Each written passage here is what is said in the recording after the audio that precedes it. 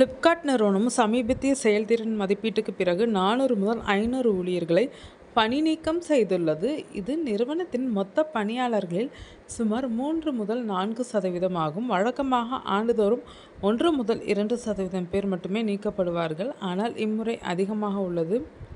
பலர் performance improvement பிளானில் வைக்கப்பட்டனர். வருடாந்திர மதிப்பீட்டில் குறைந்த மதிப்பெண் பெற்றதால் நீக்கப்பட்டனர். ஃப்ளிப்கார்ட் நிறுவனம் செயல்திறன் மதிப்பீடு எப்போதும் எதிர்பார்ப்புகளுடன் இணைந்து நடக்கிறது. பாதிக்கப்பட்டவர்களுக்கு மாற்று உதவி வழங்கப்படுகிறது என்று தெரிவித்துள்ளது. நிதிநிலை 2025 வருவாய் 20,493 கோடி, நிகர இழப்பு 1,494 கோடி. 2024 21% வளர்ச்சி இருந்த நிலையில் 2025 வளர்ச்சி சற்று மந்தமாகியுள்ளது. ஃப்ளிப்கார்ட் இன்டர்நெட் நிறுவனம் மார்க்கெட்டை இயக்குகிறது. வருவாய் பெரும்பாலும் விற்பனையாளர் கமிஷன், விளம்பரங்கள், சேவை கட்டணங்கள் மூலம் வருகிறது.